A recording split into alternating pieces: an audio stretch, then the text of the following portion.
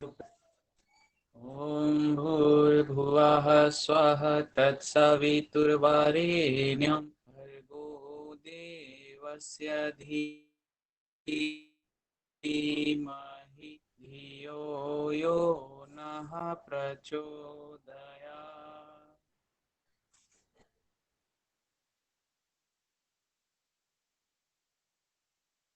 और आइए हम लोग प्रारंभ करते हैं आज की जो कक्षा है।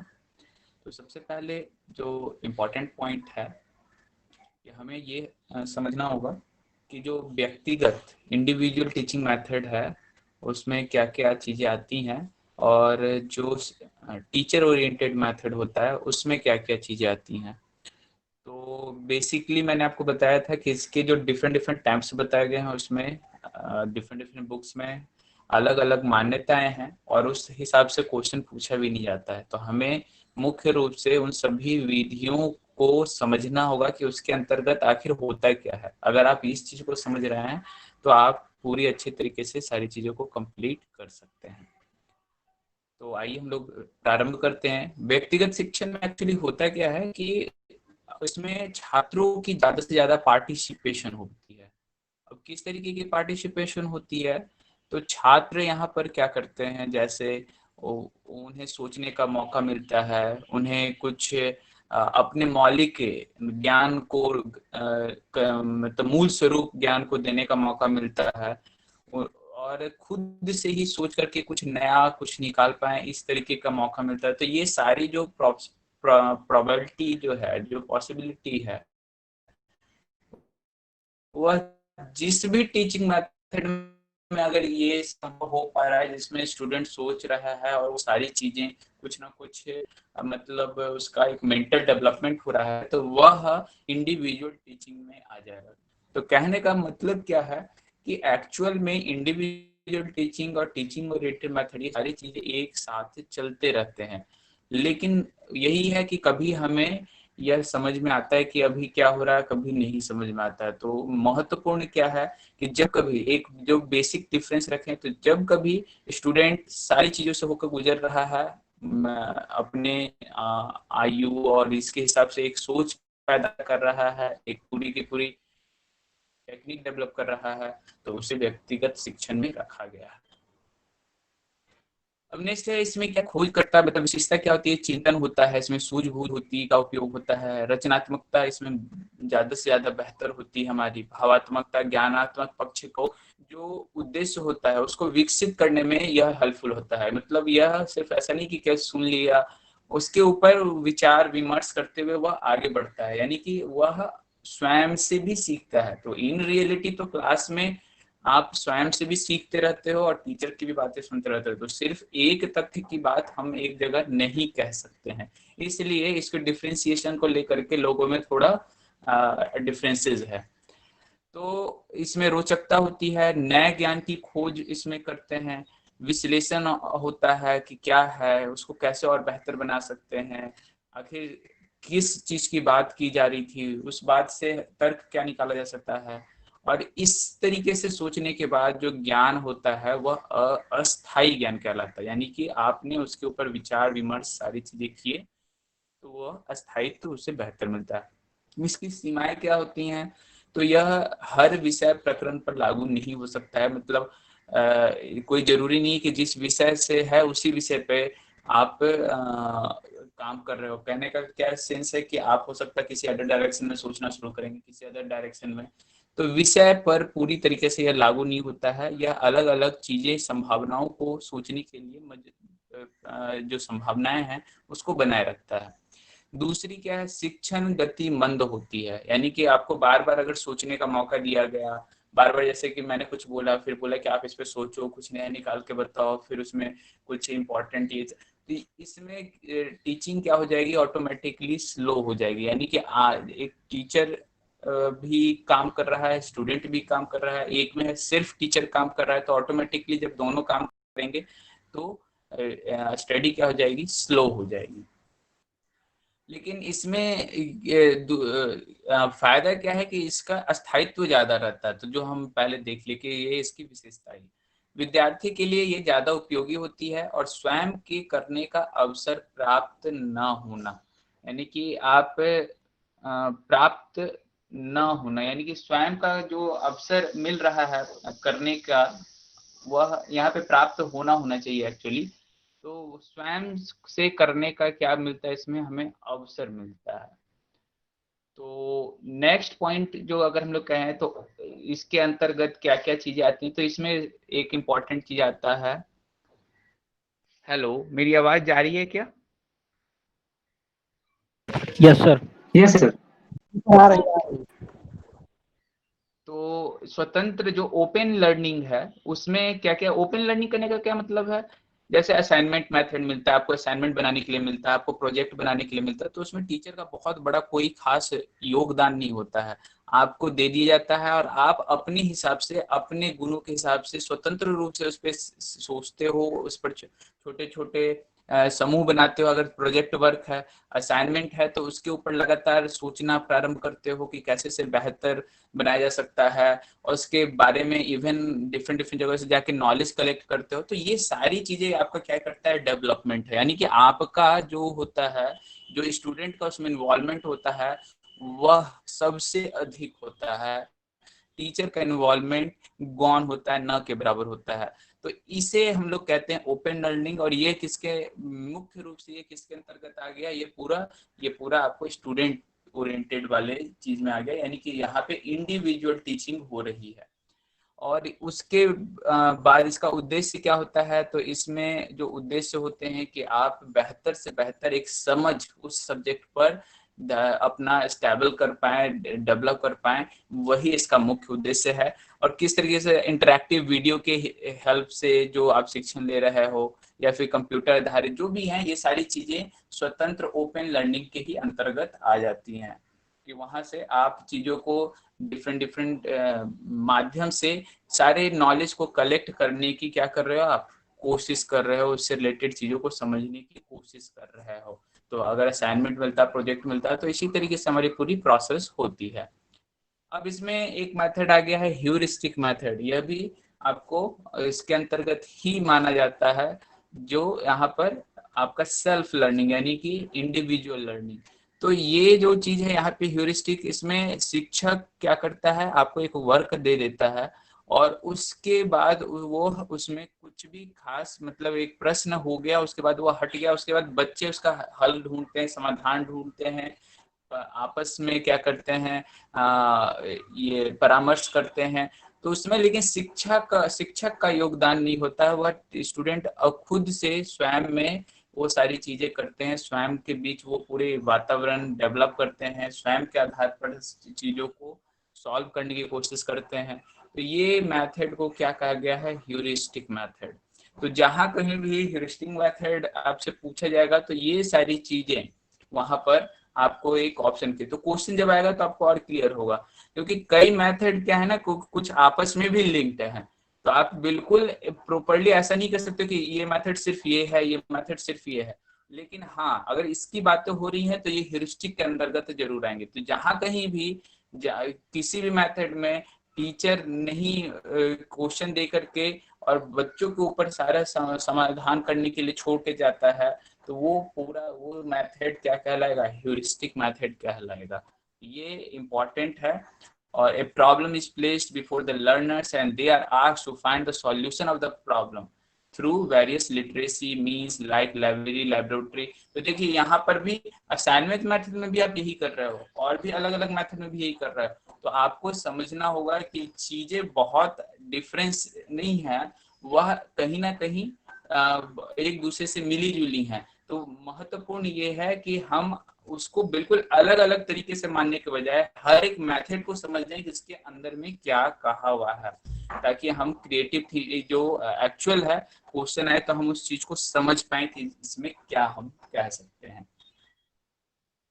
नेक्स्ट है इंडक्टिव मेथड रखा गया है। इंडक्टिव मेथड जो होता है उसमें बात की गई है कि जैसे आपका इंडक्शन लॉजिकल रीजनिंग में हमने पढ़ा था इंडक्टिव मेथड और डिडक्टिव मेथड, उसी तरीके से यहाँ पे भी है। तो यहाँ पे वहां पे अंतर क्या है, बस ये मेथड टीचिंग को लेकर के है। तो यहाँ पर क्या है कि पहले उदाहरण, यानी कि पहले एक पूरा आपको तैयार किया जाता है, उदाहरण के हेल्प से पूरा ब्रॉड माइंड पूरा चीजों को समझाने की कोशिश किया करते हैं, और उसके बाद जो मेन पॉइंट है वहां पर पहुंचते हैं।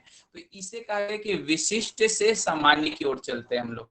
यानी कि हम लोग क्या करते हैं कि बच्चों को प्रत्यक्ष अनुभव तथा उदाहरण अच्छी तरह से समझ जाते हैं, और जब उस सारी चीजें समझ जाते हैं और जीवन से संबंधित करके सीख जाते हैं, तो उसके बाद जो मेन जो थ्योरी है, मेन जो एक्चुअल चीज है, वहां पर फिर उसे फोकस करवाते हैं।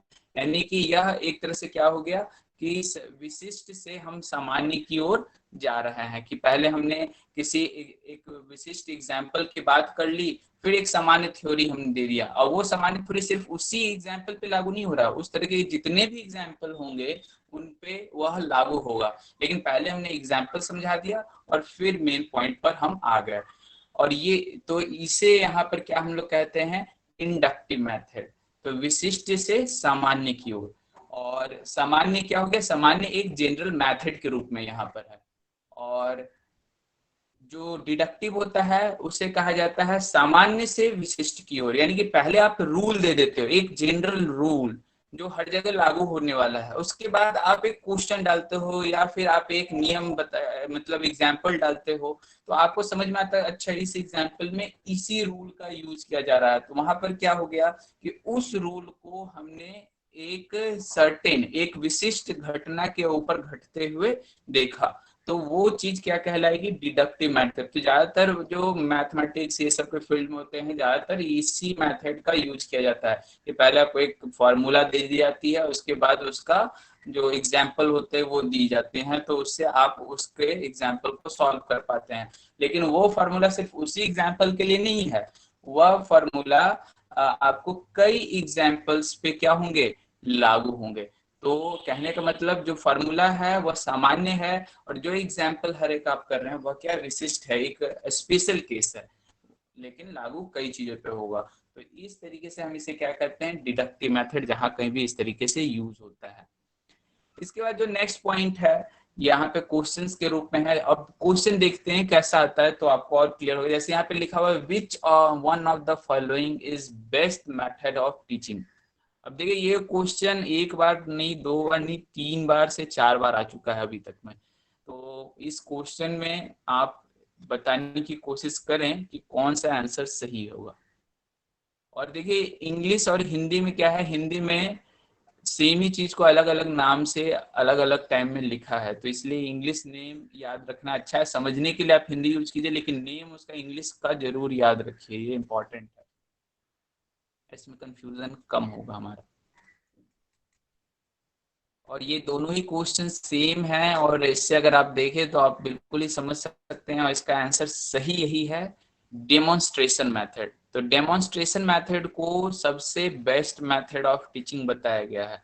तो कभी भी यह क्वेश्चन पूछा जाए तो इसे आप बेस्ट मेथड में, क्यों, क्योंकि वहां पर आपको एग्जाम्पल्स भी मिलते हैं, आपको साथ ही साथ उसकी थ्योरी भी मिलती है, और उसका पूरा का पूरा प्रोसेस कैसे हो रहा है वो भी मिल रहा है। यानी कि थ्योरी प्लस प्रैक्टिकल दोनों चीज कहीं ना कहीं किसी ना किसी रूप में आपको वहां पर मिलने की कोशिश होती है। तो इसलिए ये दोनों ही क्वेश्चन जो है 42 और 45 दोनों का ही सेम ही क्वेश्चन है, बस यूज एक ऑप्शन केवल चेंज हो गया, नरेशन है, यहाँ पर क्वेश्चन आंसर मेथड है, बाकी क्वेश्चन बिल्कुल सेम है। तो आपका ये आंसर क्या होगा, इसका आंसर होगी सी, डेमोन्स्ट्रेशन मेथड। इस क्वेश्चन अब देखिए यहाँ पे भी वैसे वही क्वेश्चन है, इसमें कोई बस थोड़ा सा अंतर कर दिया। Maximum participants of student during teaching is possible through, शिक्षण के दौरान विद्यार्थियों की अधिकतम सहभागिता किसके द्वारा संभव है। अधिकतम मतलब ज्यादा से ज्यादा जो एक पॉसिबिलिटी होती है टीचिंग में, किसमें, इन चारों में संभव है। तो इन चारों में भी हम देखेंगे, तो इन चारों में सबसे ज्यादा किसमें संभव है, क्या लेक्चर मेथड में पार्टिसिपेशन संभव है स्टूडेंट का, या फिर डेमोन्स्ट्रेशन मेथड में संभव है, या फिर इंडक्टिव मेथड में संभव है पार्टिसिपेशन, या फिर टेक्स्ट बुक मेथड में यानी पाठ्य पुस्तक पद्धति तो कौन सा इसमें होगा हमारा? तो बिल्कुल यहाँ पे भी डेमोन्स्ट्रेशन मेथड ही होगा, क्योंकि डेमोन्स्ट्रेशन मेथड में हमने बात किया था कि यहाँ पर आप स्टूडेंट से पूछते भी हैं कि हाँ ये है, वह उससे कोरिलेट भी करते हैं, उससे रिलेटेड चीजों को समझने की कोशिश करते हैं, तो उनका पार्टिसिपेशन ज्यादा से ज्यादा होता है, वह वहां पर एक्टिव होते हैं। छात्र भी वहां पे क्या होते हैं, एक्टिव होते हैं, सोचते हैं, समझते हैं, उसके ऊपर विश्लेषण करते हैं, क्वेश्चंस एराइज करते हैं। लेकिन लेक्चर मेथड में वह सिर्फ सुनने का काम कर रहे हैं, इंडक्टिव मेथड में भी वह सुनने का ही काम कर रहे हैं, बस मेथड अलग तरीके से वहां दिया है, लेकिन सुनने का काम कर रहे हैं। और टेक्स्ट बुक मेथड में जो है वहां पर आपको पाठ्य पुस्तक से पढ़ाया जा रहा है, तो वहां पे भी उसी की काम चल रही है मुख्य रूप से। इंडक्टिव मेथड में ये जरूर है कि छात्रों को सोचने और इन सब चीजों को समझने में ज्यादा से ज्यादा एक अवसर मिलता है, और उनकी जो एक थॉट का डेवलपमेंट है वह बहुत ज्यादा बेहतर होता है। लेकिन डेमोन्स्ट्रेशन मेथड में भी इंडक्टिव मेथड की उन सारी चीजें अवेलेबल हैं, इसलिए इसका जो सबसे बेस्ट आंसर होगा वह क्या आएगा, डेमोन्स्ट्रेशन मेथड। तो इसका जो आंसर है वो क्या हो जाएगा हमारा, answer B. Maximum participation of student during teaching is possible through, student का ज्यादा से ज्यादा मतलब पार्टिसिपेशन का मतलब क्या हो गया, पार्टिसिपेशन का मतलब ये नहीं है संख्या के बेसिस पे, पार्टिसिपेशन का यहाँ पे मतलब एक्चुअली है कि टीचिंग में वो कितना इन्वॉल्व हैं, इससे यहाँ पे मतलब है कि वह टीचिंग में कितना इन्वॉल्व हैं, टीचिंग को कितना ज्यादा बेहतर से मतलब क्या कहते हैं, केवल सुन नहीं रहे हैं या मन इधर उधर नहीं भाग रहा है, वो पूरी तरीके से उसे सीखने के लिए तत्पर हैं और समझ में आ रहा है। तो ये वाली बात यहाँ पे चल रही है।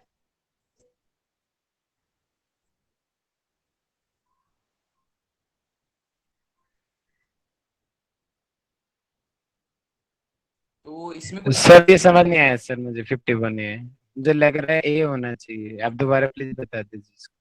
इसमें जो participation of student during teaching का मतलब क्या है, कहने का मतलब ये है कि एक टीचिंग में बस आपको मैं बैठा दिया और यहाँ पर मैं बोलना शुरू किया और आधा घंटे तक लगातार बोलता रहा, और बस आपको कुछ करना नहीं है, उसे सुनना है और उसके बाद फिर आप अपना काम करना शुरू करो। दूसरी बार मैंने क्या किया कि आपको बोलने के साथ साथ, खुद को बोलने के साथ साथ आपको मौका दिया, फिर उसमें अलग अलग एग्जाम्पल्स हमने ट्राई किए, फिर उसके ऊपर डिस्कशन किए, और वो सारी चीजें हैं। तो अब आप ये बताओ कि किस मेथड के टाइम में आपका कंसंट्रेशन स्टडीज में सबसे ज्यादा होगा? सर इसने कंसंट्रेशन की बात नहीं की ना, अधिकतम की बात की, जैसे मोदी कंसंट्रेशन जी। का मतलब यहाँ पे अब पार्टिसिपेशन का मतलब एक्चुअली वही है, पार्टिसिपेशन का मतलब संख्या के आधार पे नहीं है, अधिकतम सहभागिता का मतलब है कि वह ज्यादा से ज्यादा उसमें इन्वॉल्व हो, उस टीचिंग में इन्वॉल्व हो, उस प्रोसेस में इन्वॉल्व हो, यह है। आप जो समझ रहे हैं वो उसका मतलब नहीं है, इसका मतलब है कि आप उस पूरे प्रोसेस में ज्यादा से ज्यादा इन्वॉल्व हैं, इररेस्पेक्टिव। वैसे प्रोसेस जैसे लेक्चर मेथड है तो इसमें आप उतना इन्वॉल्व नहीं हो पाते हो, आपका मन इधर उधर जाता भागता है, तो इस इन्वॉल्वमेंट की बात हो रही है, मैक्सिमम पार्टिसिपेशन का मतलब यहाँ पर ये है। क्या क्लियर हो पा रहा है? शायद आप उस चीज को जी हिंदी थोड़ा वाले, थोड़ा हो पा रहा है। हिंदी में आप पढ़ोगे तो अब आपको और थोड़े क्लियर होगा कि शिक्षण के दौरान विद्यार्थियों की अधिकतम सहभागिता, यानी कि ज्यादा से ज्यादा वह शिक्षण में सहभागी हों। तो ये नंबर ऑफ स्टूडेंट्स की बात नहीं हो रही है जो आप सोच रहे हो। चलिए आप इस पे सोचिएगा, बाद बाकी ठीक है, हो सकता है ऐसा कंफ्यूजन हो सकता है, ये लैंग्वेज के कारण हो रहा है, तो कोई दिक्कत नहीं है, लेकिन इसे समझिए यहाँ पर जितने भी मेथड्स आएंगे इस तरीके से, तो आपको वहां पे भी ये भी सोचना होगा, क्योंकि सर संख्या अगर के बेसिस पे नंबरिंग की बात आएगी तो व्याख्यान वो आएगा हम ना सर। कुछ नहीं कह सकते है ना, नंबरिंग तो सर आप लेक्चर मेथड में भी कितना भी बैठा दो, डेमोन्स्ट्रेशन मेथड में भी कितना ही बैठा दो, इंडक्टिव में कितना ही बैठा दो, टेक्स्ट बुक में कितना ही बैठा दो, फिर वो क्वेश्चन का मतलब वहां पे नहीं निकल के आएगा ना। इसके लिए हम कुछ नहीं कह सकते हैं, नंबर ऑफ स्टूडेंट। अगर आप सही से सोचे तो आप मैं वो तरीके के ऊपर है ना, तरीका बदलने से मेथड बदल रहा है, संख्या बदलने से मेथड नहीं बदल रहा है, ये समझिए आप यहाँ। तो ये चीजें हैं यहाँ पर, सोचिए आपको समझ में आ जाएगा। नेक्स्ट जो क्वेश्चन है इसे सभी लोग सॉल्व करने की कोशिश करें।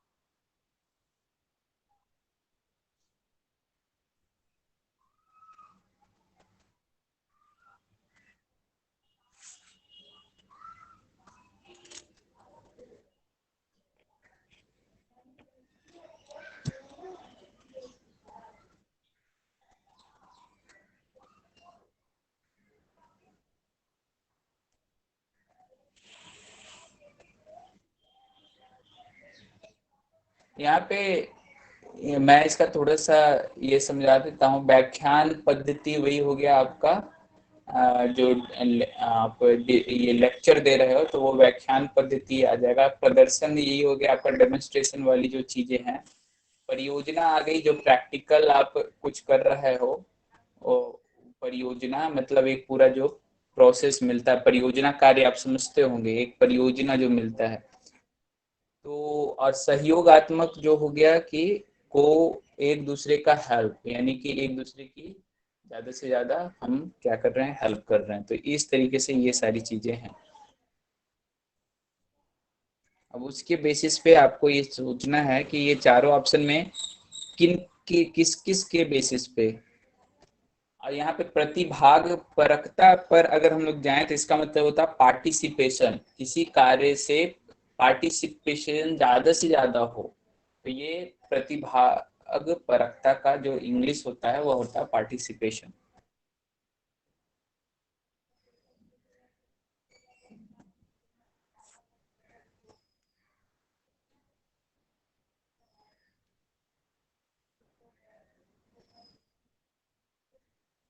और सहयोगात्मकता का एग्जैक्ट अगर इंग्लिश देखना चाहें तो वो हो जाएगा आपका कोलैबोरेटिव। कोलैबोरेट ज्यादा से ज्यादा बढ़िया करना।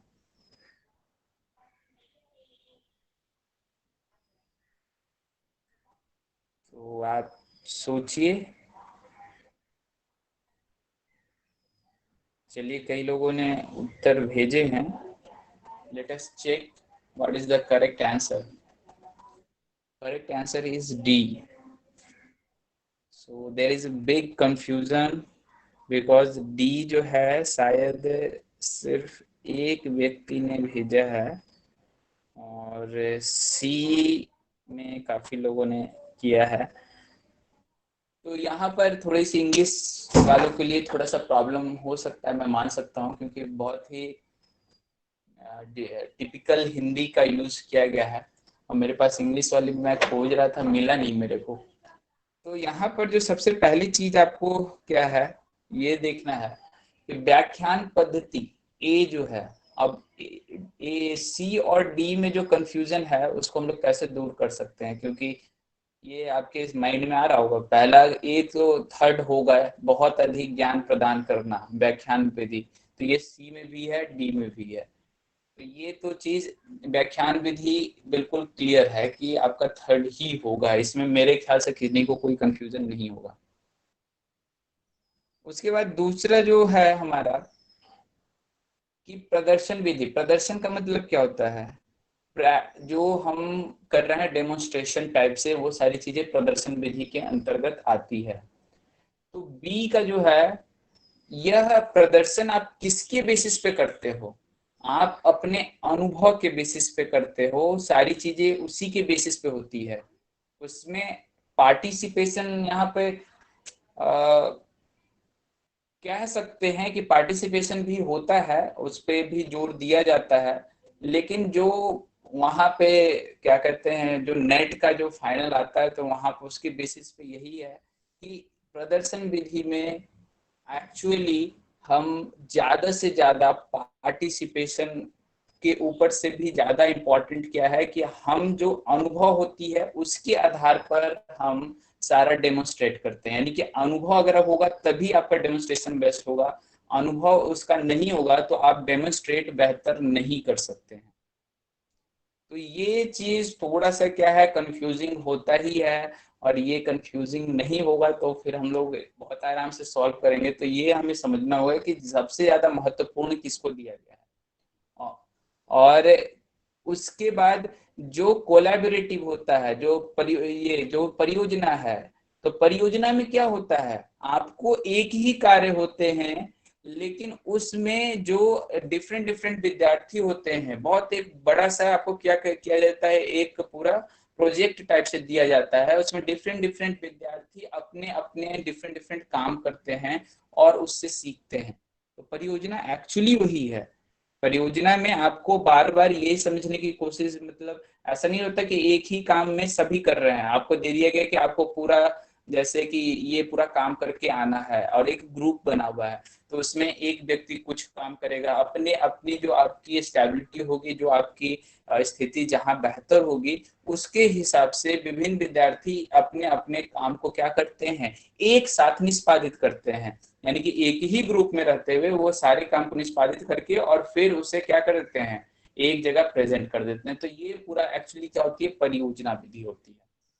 और सहयोगात्मक हो गया कोलैबोरेटिव, तो किसी भी कार्य में ज्यादा से ज्यादा पार्टिसिपेशन हो सके।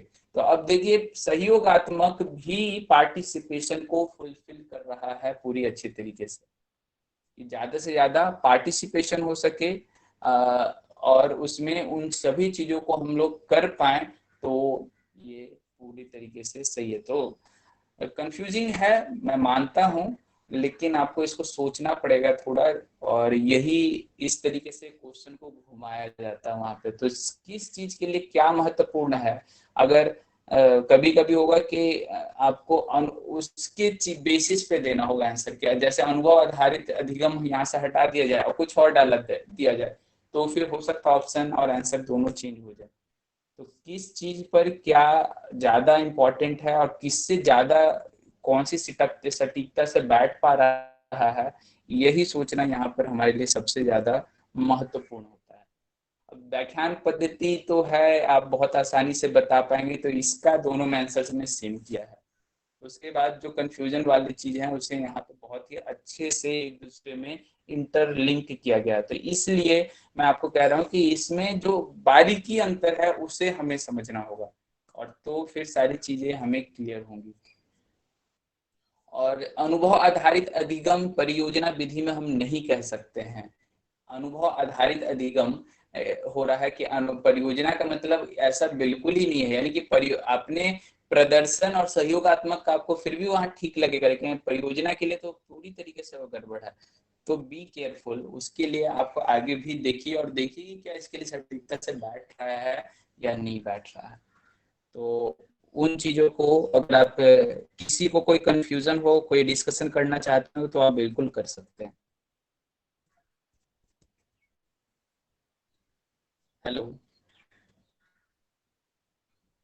सर इसमें लिखा है लेक्चर मेथड को बहुत अधिक ज्ञान प्रदान कर वाले भी कुछ हैं, तो बढ़िया है। और अब बी वाले बढ़ रहे हैं, तो मतलब दो तरह के आंसर में कंफ्यूजन है थोड़ा।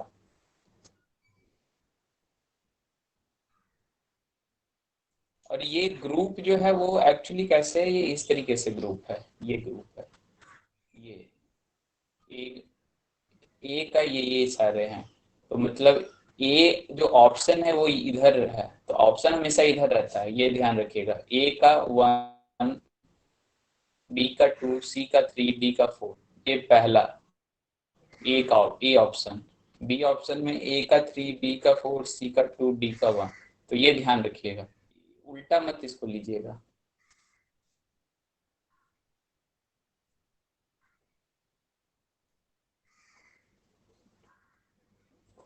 चलिए, तो इसके आंसर को मैं लाता हूं आपके सामने, और उसके बाद भी सोचने का एक टाइम देता हूं।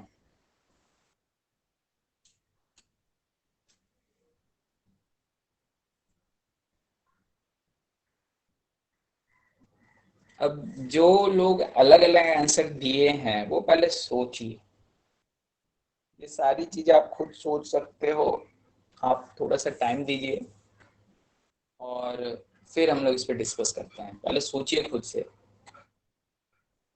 अच्छा, हिंदी वाली चीजों में अगर किसी को दिक्कत हो रहा तो उनके लिए आई एम सॉरी। थोड़ा सहयोगात्मक, फिर से वही कोलैबोरेटिव, सहकारी जो होता है, सहकार का भावना का मतलब होता है ना कि आप उसका जो क्या कर सकते हैं आप उसको एक हो गया कि कॉपरेशन हो गया और एक हो गया कोलैबोरेशन। तो कोलैबोरेशन हो गया वो सहयोग होता है, कॉपरेशन हो गया वो सहकार होता है।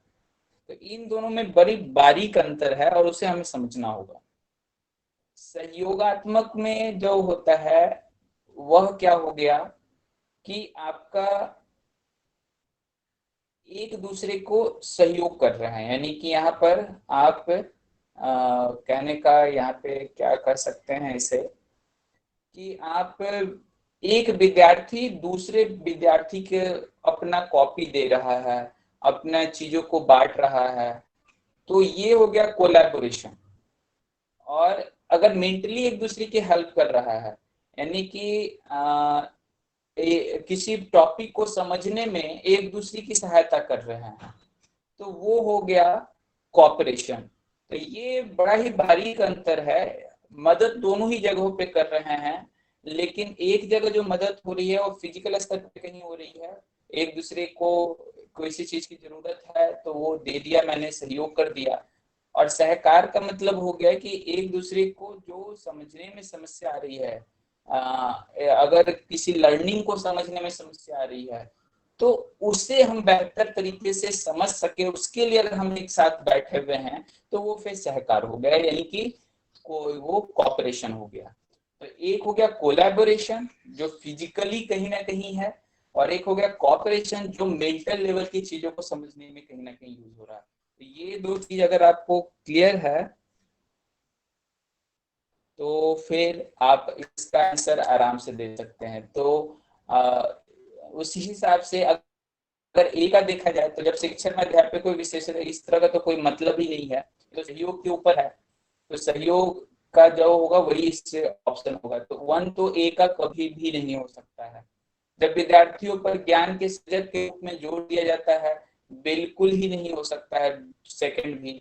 तो इसका मतलब क्या है गया कि ए का वन और टू तो बिल्कुल नहीं हो सकता। थर्ड और फोर में हमें समझना है, तो थर्ड और फोर में क्या है कि आपका अगर कंफ्यूजन हो भी रहा है तो थर्ड और फोर्थ जिसका ऑप्शन है ना उसमें आप सहयोग और सहकार को छोड़ करके, और देखिए सहयोग और सहकार को ही इसमें चेंज किया गया है।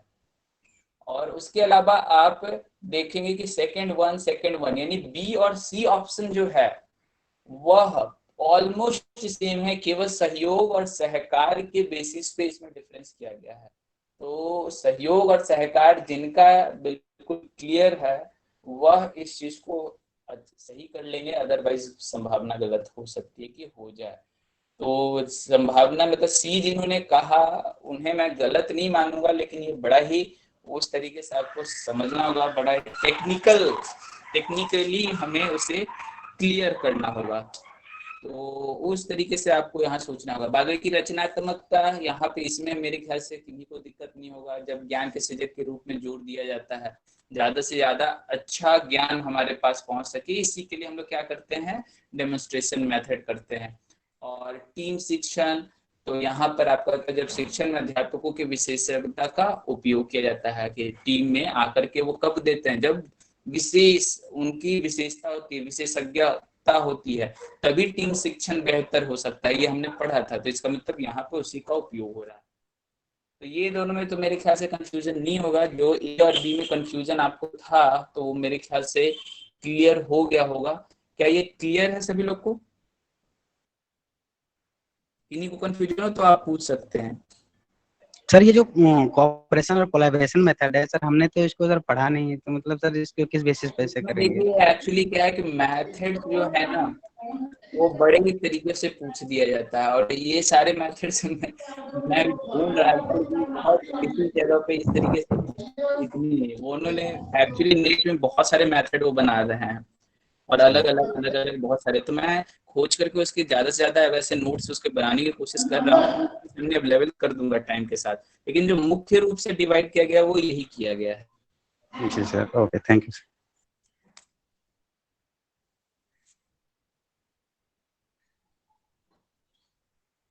इस क्वेश्चन को बनाने की कोशिश करेंगे। यहाँ पे अभी थोड़े इंग्लिश वाले के लिए है, वो आराम से समझ जाएंगे। और हिंदी वाले के लिए मैं बता दूं कि यहाँ पे 3 तरह के लेवल की बात की जा रही है, 4 तरह की, सॉरी, जिसमें 3 आपने पढ़ा है। और एक ऑटोनॉमिक डेवलपमेंट लेवल जो होता है उसका मतलब होता है स्वयं खुद ब खुद विकास होना। तो इन चारों के बेसिस पे 5 ऑप्शन सर आपके सामने दिए हैं। हाँ हेलो। तो हाँ हाँ जी बोलिए। Sir good hello. आफ्टरनून। हाँ हाँ बोलिए सर बोलिए जो आप। बैक क्वेश्चन हॉरिजॉन्टल या वर्टिकल कैसे सही है उसका आंसर? जो बैक आप। क्वेश्चन था सर, हाँ जी। तो इसमें क्या सर समस्या इसका आपका? Answer B. आंसर बी सही होने का मतलब ए का ऑप्शन जो है वो 3 होगा। ए का मिलान 3 से हो रहा है, बी का मिलान 4 से हो रहा है, सी का मिलान सेकंड से हो रहा है, और डी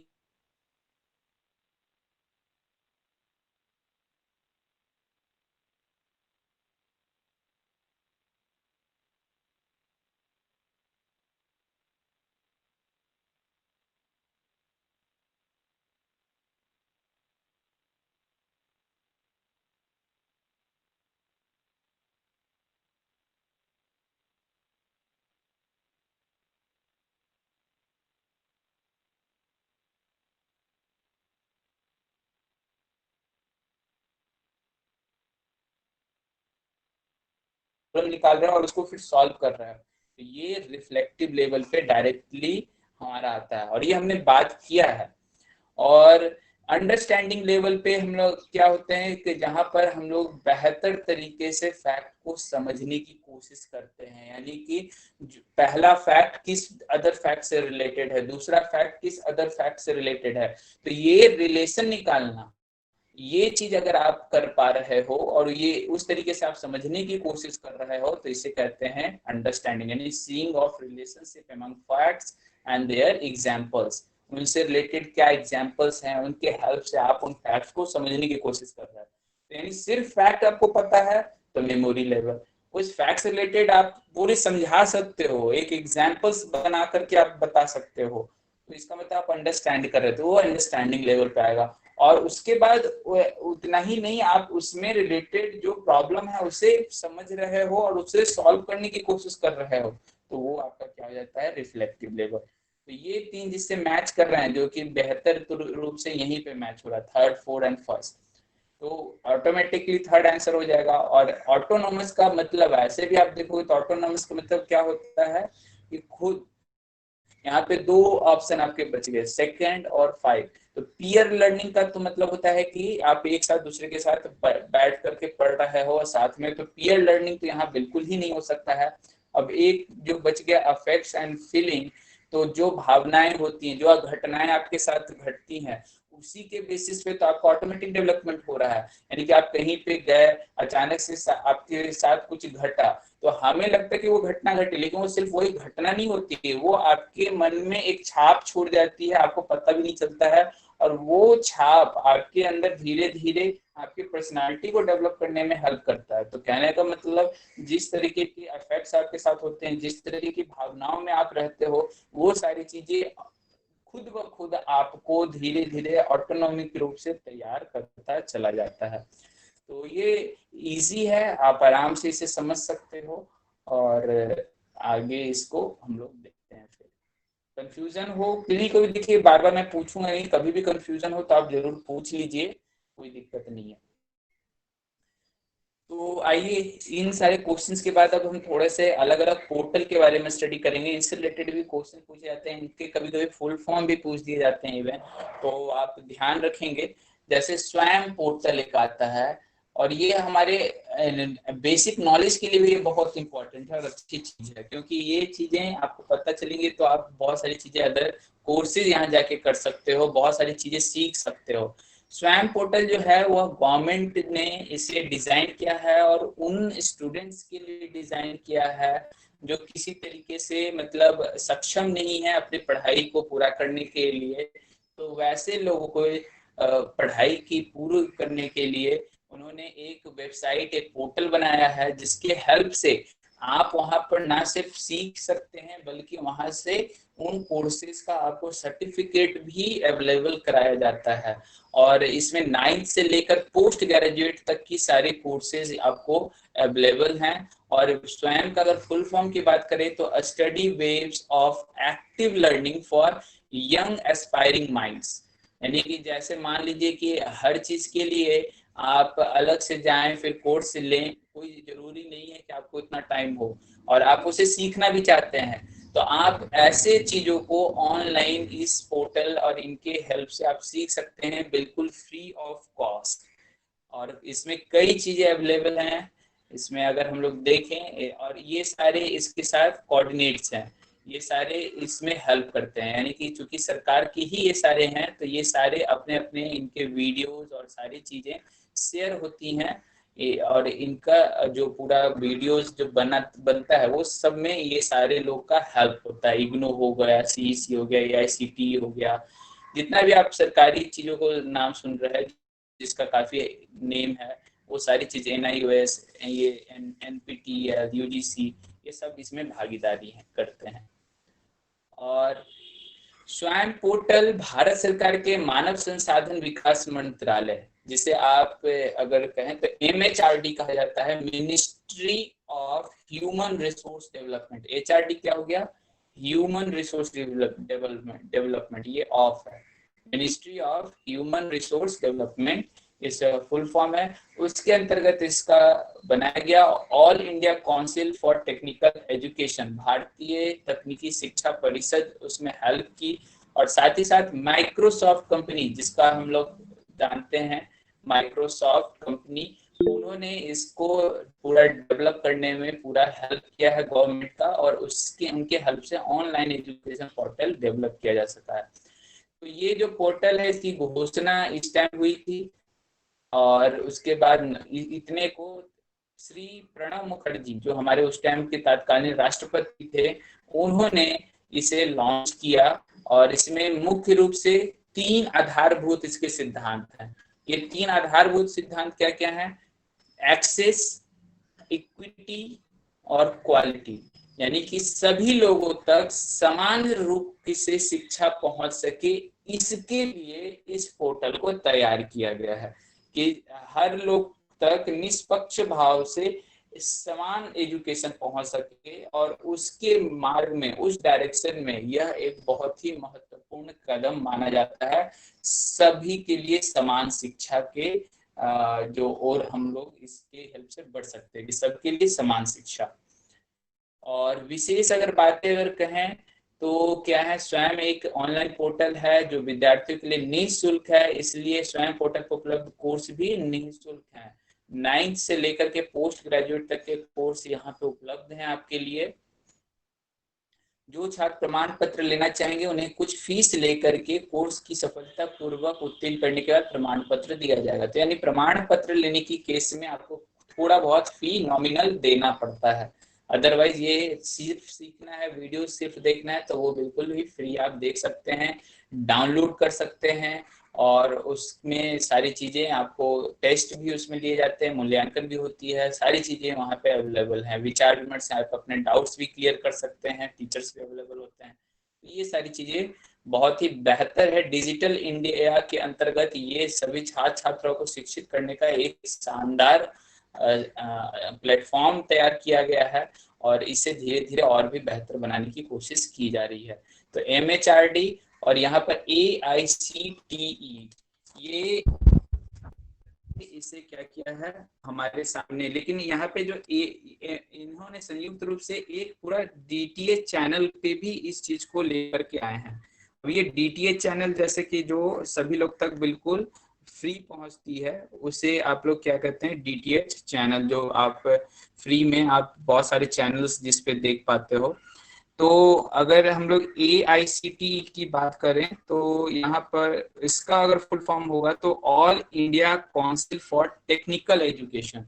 टेक्नोलॉजी से रिलेटेड जो एजुकेशन है उसको पूरे इंडिया में जो व्यवस्थित कर रही है, जैसे इंजीनियर और ये सब जो जिसके अंतर्गत आती है, तो उसका पूरा प्रबंधन AICTE ही करती है, all India council for technical education. तो इन दोनों में मिल करके स्वयं प्रभा DTH जो टीवी चैनल है उससे प्रारंभ किया है, और ये 32 तरह के इसके चैनल्स हैं, टोटल 32 DTH चैनल्स हैं जो डिफरेंट डिफरेंट जगहों पे डिफरेंट, जैसे कि आपको क्या कहते हैं, डिश टीवी हो या फिर आपका एयरटेल टीवी हो, कोई भी हो, तो उन सभी के द्वारा इसमें आपको क्या किया जाता है, जो चैनल्स हैं, जो चैनल उन्हें दिखाना वो उस पर दिखाते हैं। तो 4 घंटे प्रतिदिन इस पे सिखाया जाता है और एक दिन में 6 बार टेलीकास्ट होता है। तो इस तरीके से इनका अपना पूरा पोर्टल तैयार किया हुआ है, चैनल्स तैयार किए हुए हैं, और इन दोनों की हेल्प से इन सारे कोर्सेज पर, इन सारे सब्जेक्ट से रिलेटेड कोर्सेज जो हैं, engineering, technology, law, medicine, agriculture, सभी कोर्सेज को सिखाने की पूरी तैयारी की गई है। तो ये सारी चीज आप पढ़ लीजिएगा, उन्हीं चीजों के बारे में यहाँ पे लिखा हुआ है। IIT 10 के स्तर से लेकर IIT तक के प्रारंभिक पाठ्यक्रमों को भी यहाँ पे कवर किया जाता है। तो बहुत सही है, और इसका आप भी इवन हेल्प ले सकते हैं, और हमारे लिए फिलहाल ये नेक्स्ट जो क्या कहते हैं, नेट के लिए भी इम्पोर्टेंट माना गया है। इस तरह के इसके फुल फॉर्म भी पूछे गए हैं। तो मैसिव MOOC एक और इसी तरीके से, जैसे कि अभी हमने अभी स्वयं प्रभा देखा, उसी तरीके से MOOC.org भी फ्री ओपन ऑनलाइन कोर्सेज है, और यहाँ पे भी बहुत सारे कोर्सेज अच्छे से अवेलेबल हैं। और इसकी विशेषता क्या है कि इंजीनियरिंग के बिल्कुल डीप लेवल तक की कोर्सेज यहाँ पे अवेलेबल हैं। यानी कि कोई लोग अगर इंजीनियरिंग बीच में छोड़ दिए या पूरा नहीं कर पाए, तो वो इससे के हेल्प से अपनी पूरी सिलेबस को कंप्लीट कर सकते हैं। तो स्ट्रीम, ये स्टेम नहीं है, एक्चुअली स्ट्रीम है।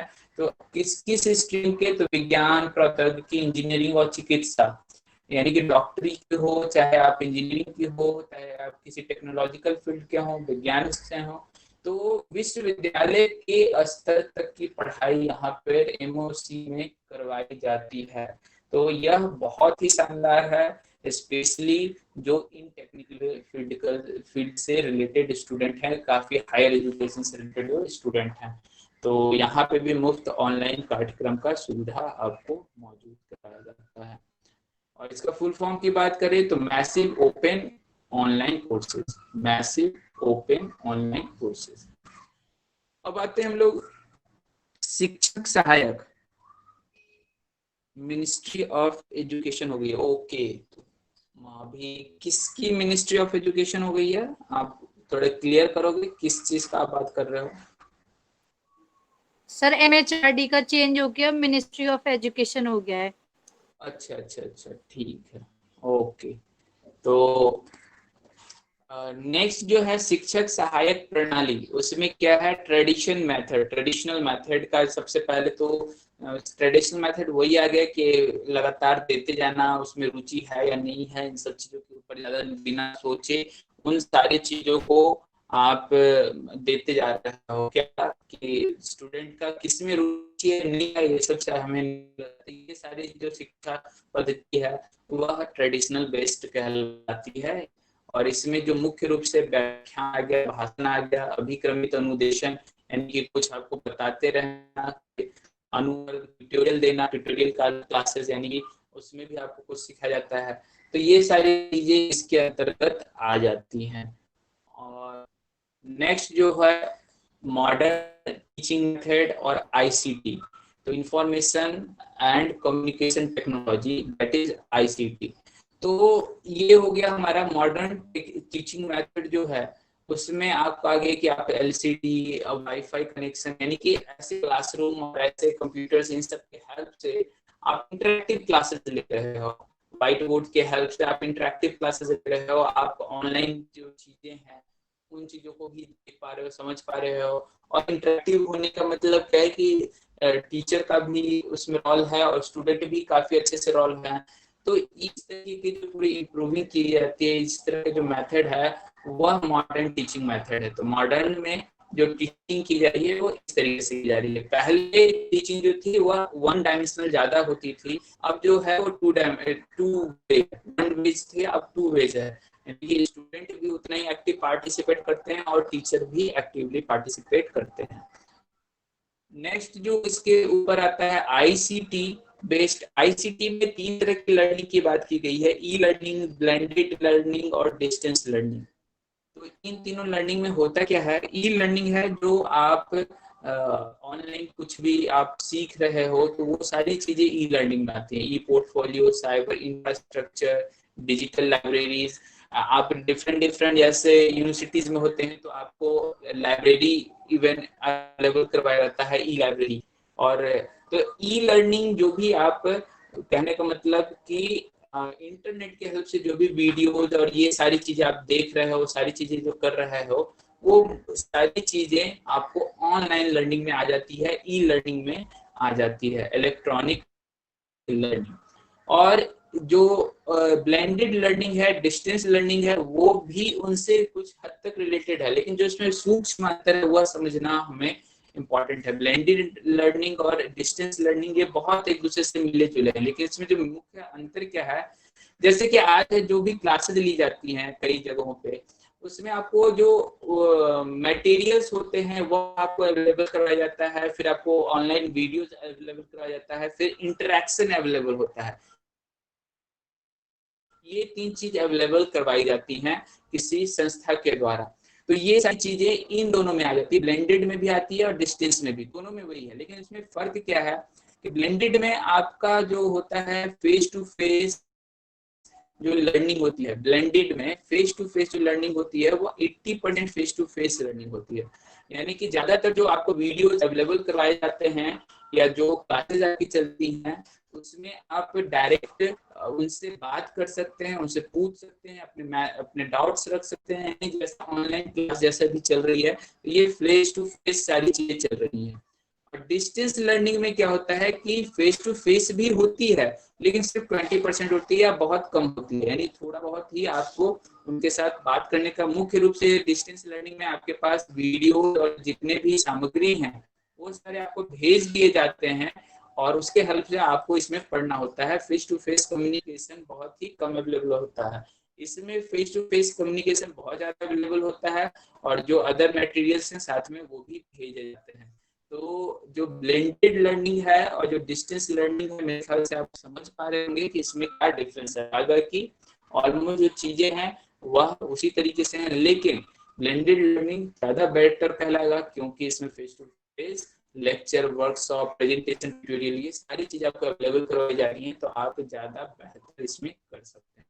तो इसमें ब्लेंडेड लर्निंग और डिस्टेंस लर्निंग आप समझ रहे होंगे कि दोनों में क्या डिफरेंस है। जैसे कि कोई इंस्टीट्यूट कर रही है डिस्टेंस लर्निंग, उसमें आपके पास पहुंच जाते हैं मटेरियल, से सारी चीजें पहुंच जाती हैं, फिर कभी प्रैक्टिकल भी हो जाता है, उसमें फेस टू फेस थोड़ा सा होने का मौका मिल जाता है, लेकिन बहुत ऐसा कुछ नहीं होता है। लेकिन कोई इंस्टीट्यूट में आपने अपना अप्लाई करा और सारी चीजें आप वहां से क्लास ले रहे हो, जैसे कि ये पैंडेमिक का सिचुएशन है, ये पूरी जो लर्निंग कहलाएगी वो ब्लेंडिंग के अंतर्गत आएगी, ब्लेंडेड लर्निंग। हाँ, आप इंटरेक्शन कर रहे हो, सारी चीजें डॉट्स पूछते हो, तो लगभग वो लर्निंग जो है वो बहुत ही बेटर तरीके से आप हो जाती है।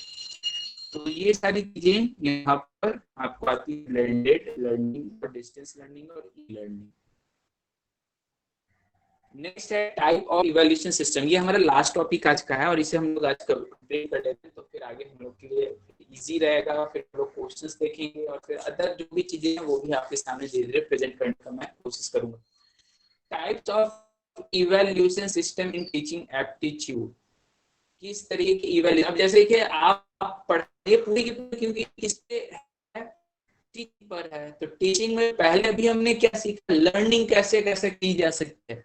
अब लर्निंग करने के बाद यह दूसरा इंपॉर्टेंट टॉपिक आता है कि उसे हम कैसे रखें कि जो लर्निंग हमने कराया उसका आउटपुट कितना हुआ है, यानी कि स्टूडेंट उसे सीख पा रहे हैं या नहीं सीख पा रहे हैं। तो उसको कैसे जज किया जाए, उसके लिए आपको दो चीजें यहाँ पर समझने इम्पोर्टेंट है। पहला असेसमेंट और दूसरा इवैल्यूएशन। असेसमेंट जो होता है वह होता है कि ये कहलाता है रेगुलर बेसिस पे स्टूडेंट के एटीट्यूड को चेक करते रहना, स्टूडेंट के स्किल को चेक करते रहना, नॉलेज को चेक करते रहना, उसके बिलीफ को चेक करते रहना, उसके बिहेव और वो पढ़ रहा है कि नहीं पढ़ रहा है, इन सारी चीजों को जो है वो चेक करते रहना छोटे बेसिस पे। यानी कि ये जो है असेसमेंट वो हमेशा चलते रहता है, क्लास में भी चलते रहता है। जैसे मैंने आपसे कुछ क्वेश्चन पूछ लिया या 2 क्वेश्चन दे दिया कि आप बताओ, ये क्या है, असेसमेंट है। ये सारी चीजें क्या कहलाएंगी, असेसमेंट के अंतर्गत, कि हाँ आप जो पढ़ रहे हो, आप जो सीख रहे हो, आप जो चीजें कर रहे हो, आप जो समझे हो, उसे कितना बेहतर समझ पा रहे हो। तो इसे असेसमेंट कहा जाता है। कि ये जो छोटे छोटे क्वेश्चन दे देते हैं या छोटे से टेस्ट हो गया तो वो असेसमेंट हो गया। लेकिन जो फाइनल आप नेट का एग्जाम दोगे, जो फाइनल एग्जाम में आपका रिजल्ट आएगा, जिसकी बेसिस पे आपकी क्वालिफिकेशन मानी जाएगी, वो क्या कहलाएगी, इवैल्यूएशन। तो ये डिफरेंस है असेसमेंट और इवैल्यूएशन में। इवैल्यूएशन जो क्या होता है, फोकस होता है ग्रेड्स पर होता है, और वो रिफ्लेक्ट करता है कि क्लासरूम में पढ़ाए गए कोर्सेज आपको कितनी मास्टरी हुई है, उसकी कितनी बेहतर आपको अंडरस्टैंडिंग हो पाई, उन सब का चेकअप। और final review on your instruction to gauge the quality, और उसके बेसिस पर आप क्या करते हो, क्वालिटी को बताते हो कि कितनी क्वालिटी है, यानी कि अल्टीमेटली आपके अंदर कितनी क्वालिटी आई। तो ये क्या होता है, प्रोडक्ट ओरिएंटेड इसे कहा गया है। प्रोडक्ट ओरिएंटेड का मतलब क्या होता है कि ये क्वालिटी के ऊपर बेस्ड है, सॉरी क्वांटिटी के ऊपर बेस्ड है, क्वालिटी के ऊपर नहीं है। प्रोडक्ट ओरिएंटेड मतलब कि उस टाइम अगर आपका अच्छा आ गया तो आप अच्छे, और खराब हो गया तो आप उतने सही नहीं कर पाए। लेकिन असेसमेंट जो होता है वो क्या होती है, क्वालिटी ओरिएंटेड होती है, यानी कि ये क्वालिटी के ऊपर बात चलते रहती है। तो इन दोनों का ही अपने अपने जगह पर इम्पोर्टेंस है, और दोनों ही चीज हर स्कूल में आज जो सीबीएसई जितने भी तैयारियां करवाती हैं स्कूल में, तो असेसमेंट और इवैल्यूएशन दोनों का ही प्रोसेस हर स्कूल में लगातार चलता रहता है। ताकि असेसमेंट से क्या होता है, क्वालिटी का डेवलपमेंट होता है, और उस क्वालिटी के डेवलपमेंट होते होते फाइनल इवैल्यूएशन में उसकी क्वांटिटी पता चलती है कि क्वालिटी एक्चुअली हुई कितनी डेवलप। तो this means that the main question is what has been learned, उसने क्या सीखा। फाइनली इवैल्यूएशन इज जजमेंटल, यानी कि ये थोड़ा जजमेंटल कहा जाता है कि आप जज करने की कोशिश करते हैं और क्या कितना उसने जाना क्या है, ये सारी चीजें। तो ये आपका हो गया इवैल्यूएशन। तो इसमें मुख्य रूप से अगर हम लोग देखें कि दोनों में डिफरेंस क्या है, तो असेसमेंट ऑनगोइंग प्रोसेस है, हमेशा चलते रहती है। इवैल्यूएशन प्रोवाइड्स क्लोजर, यानी कि केवल एंड में ही आप इस चीजों को देखते हो कि इवैल्यूएशन कितना हुआ।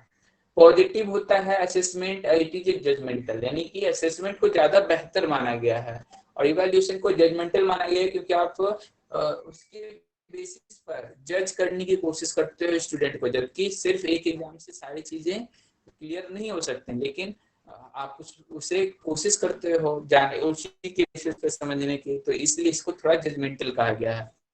और प्रोवाइड फीडबैक, इसमें फीडबैक जो है वह दिया जाता है, तो इसलिए पॉजिटिव भी माना गया, क्योंकि आप फीडबैक दे रहे हो कि क्या गलतियां क्या खामियां उसे आप दूर कीजिए। और ये क्या देता है, फीडबैक की बात नहीं होती यहाँ पे, मार्क्स की बात होती है। ये क्वालिटेटिव है, यहाँ पे क्वालिटी तैयार होती है, यहाँ पर क्वांटिटी तैयार होती है।